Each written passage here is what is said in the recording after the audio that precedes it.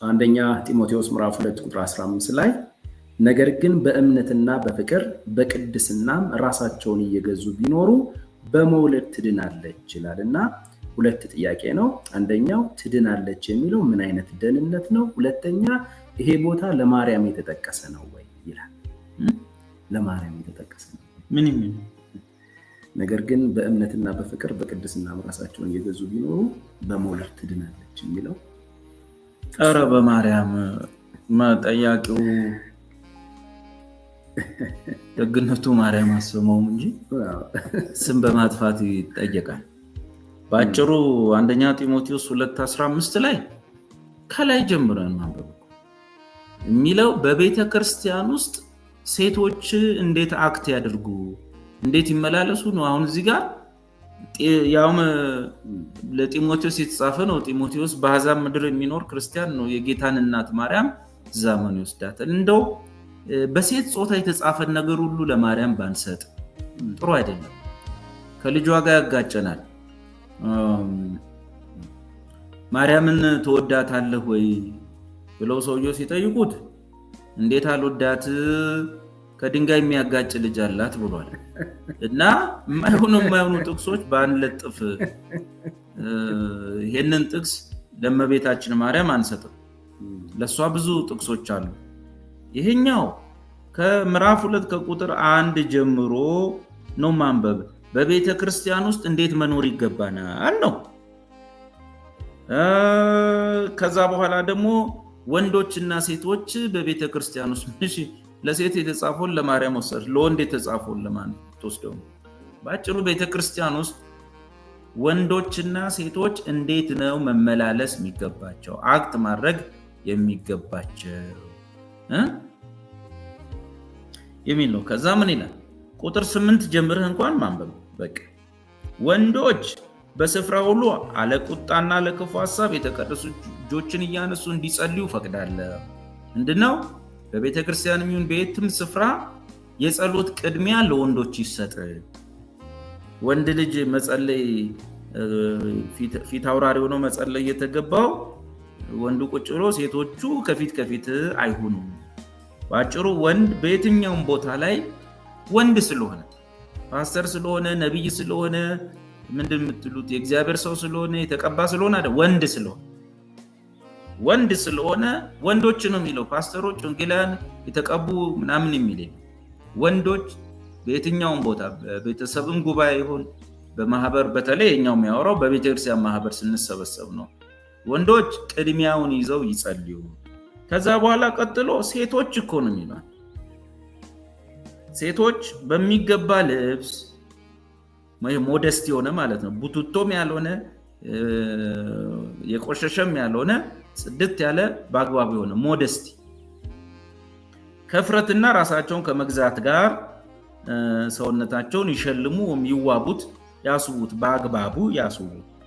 እግዚአብሔርን እንፈራለን ለሚሉ ሴቶች እንደሚገባ ያህል መልካምን በማድረግ እንጂ በሹሩባና በወርቅ ማለት በጣም ብዙ ብር በማውጣት አይዥጎርጎሩ ይላል። ከዛ ቁጥር 11 ላይ ሴት በነገር ሁሉ እየተገዛች በዝግታ ማለት በጣም ማህበር ላይ ቦልድ ባለመሆን ማለት ነው ትማር። ሴት ግን በዝግታ ትኑር እንጂ ልታስተምር ወይም በወንድ ላይ ልትሰለጥን አልፈቅድም ነው። ስለዚህ አሁን የሚያወራው ሴት ልጅ በማህበር መካከል እንዴት ትሁን የሚል። ለዚህ ደግሞ ሴት በአግባቡ ጨዋ ሆና በዝግታ ባለመንቀዥቀዥ ከፊት ለፊት እንደ ወንድ ቦልድ ባለመሆን በቤተ ክርስቲያን ውስጥ ትመላለሳልና። ምክንያቱ አዳም ቀድሞ ተፈጥሯል። አሁን የጸጋ ስጦታ አይደለም፣ መጋቢ ፓስተር የተቀባ ያልተቀባ በሚል አይደለም። በቃ ወንድ ቀድሞ ተፈጥሯል። ስለዚህ በእኛ መካከል ድክም ያለውም ወንድ ቀድሞ ከተፈጠረው ከአዳም ወገን ነው። ከኛ ወገን ደግሞ እጅግ እሳት የላሰችው ሴት ግን ቀጥሎ የተፈጠረችው የሔዋን ወገን ነች። ያ ልጅ ይቀድማታል። ያንን አቀረበና ሁለተኛ ምክንያት ደግሞ ጻፈ። የተታለለ አዳም አይደለም። ያ ሁላችን የምናውቀው ሰይጣን አዳምና ሔዋንን አታለላቸው ነው የምንል። ፈጽሞ አዳምን አላታለለው። አዳም በሰይጣን አልተታለለም። አዳም ያው የመስማት ችግር ነው ያለበት። ሚስትህን ሰምተሃል ነው የተባለው እንጂ ከባቡ ጋር ጉዳይ የለውም። ለዚህ ሁለተኛው ምክንያት የተታለለው አዳም አይደለም፣ ሴቲቱ ግን ተታላ በመተላለፍ ወደቀች። ስለዚህ ሁለተኛው ምክንያት ይሄ ነው። አንደኛው አዳም ቀድሞ ወንድ ቀድሞ ስለተፈጠረ ቅድሚያ ለወንድ ነው። ሁለተኛው ምክንያት ደግሞ መንፈሳዊ ዓለም ላይ ዲሲቭድ በመሆን በመታለል በመሸንገል ሴቶች ይበልጣሉ። ይሄ ደግሞ እውነት ነው። 10 ሰው ርኩስ መንፈስ ከወጣለት 7ቱ ሴቶች ናቸው፣ እህቶች ናቸው። የታወቀ ነው። ለምን? በጣም ለዛ ነገር ተጋላጮች ናቸው። በብዙ ነገር ተጋላጭ እንደሆነ ያደርጋቸዋል። ከእድገት ጀምሮ ያለው ነገር ለዛ ነገር ተጋላጭ ያደርጋቸዋል።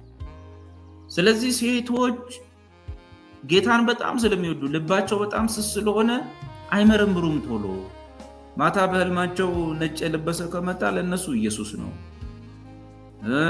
በውስጧ የሆነ ድምፅ ከመጣ ኢየሱስ ነው። በጣም ስለሚወዱ። ወንድ ግን ትንሽ ድንጋይነት አለበት። ይህን በመጽሐፍ ቅዱስ ውስጥ አይተናል። ሙሴ በስንት ጭቅጨቃ እሺ እንዳለ እምቢ ብሎ እግዚአብሔርን የሚያክል አምላክ ተገልጦ እያወራው አልሄድም፣ አልወጣም፣ አልሄድም።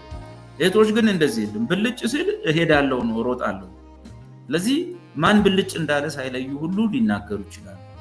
ለዚህ ነው የሴት ነቢያቶች በቤተ ክርስቲያን መሪዎች ስር ሆነው ትንቢታቸው መመርመርና ወደ ጉባኤ መምጣት ያለበት። የሚሰሙት ከየት እንደሆነ ለማወቅ አንዳንድ ጊዜ ያስቸግራል። ቤተ ክርስቲያንንም በመስማት መምራት መሪነት ቦታ እንዳይሰጣቸው አንዱ ምክንያት ይሄ ነው። በጣም ጌታን ስለሚወዱ ጌታ ልጅ ነው የሚሉት። በዚህ መሃል ነጭ ለብሶ ያኛውም ከች ይላል፣ ሊያቀብላቸው ይችላል። እና ወንድ ግን ያው ጌዲዮንን ጌዲዮን ይሄድ አልሄድም፣ ይሄድ አልሄድም፣ እኔ እኮ ካንተ ጋር ነኝ ይለዋል። በጭራሽ አልወጣም። ሁሉንም ብታያቸው በድርቅና ነው። በቃ ጴጥሮስ እንኳን በአቅሙ ምንድን ነው ያለው? ጌታ ተከተለኝ ሲለው ጌታ እኔ ኃጢአተኛ ነኝ፣ አልከተልም፣ አልሄድም፣ ከታንኳ ይውረድ ነው። እህቶች እንዲህ ለህልል ብለው መሄድ ነው። በዚህ መሃል ሌላውም እንደዚህ ነው የሚሆነው። ስለዚህ ያቀረበው ሁለተኛው ምክንያት በሰይጣን በመታለል ሴቶች ከወንዶች ይልቅ ኢዚ ነው። ከሁሉ በላይ ግን ተፈጥሯቸው ራሱ ሴትነታቸው ራሱ ጠላት ሊጠቀምበት ከወንድ ይልቅ በእነሱ ይቀለዋል። እና እህቶች እንደ ዕብራውያን ሴቶች መሆን አለባቸው።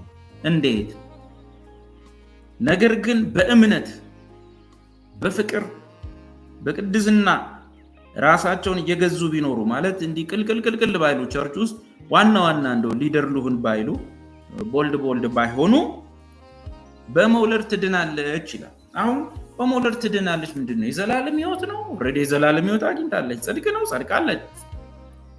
ታዲያ ምንድነው የምትድነው? ከላይ አንድ የተጠቀሰች ሴት አለች። ያቺ የመጀመሪያዋ ሴት ሔዋን በኋላ ተፈጠረች ይላል። ሴቲቱ ተታላ በመተላለፍ ወደቀች ይላል። ያኔ ሴቲቱ ተታላ በመተላለፍ ስትወድቅ ምንድን የሆነባት?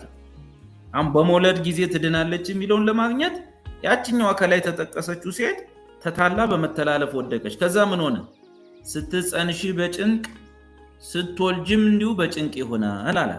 ስለዚህ በእርግዝናና በወሊድ ሰዓት የሚመጡ ሪስኮች አሉ ማለት ነው።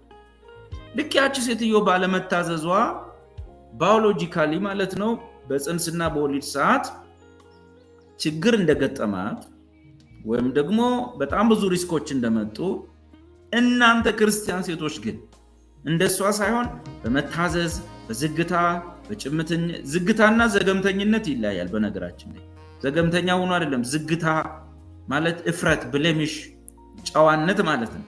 ደርባባ መሆን፣ ወይዘሮ መሆን። ልክ እንደዛ ስትሆኑ ያችኛዋ ባለመታዘዟ የመጣባት ነገር ከወሊድ ጋር የተገናኘ ነው። እናንተ ደግሞ ብትታዘዙ አሁንም ከወሊድ ጋር የተገናኘ ነገር ይጠቀሳል።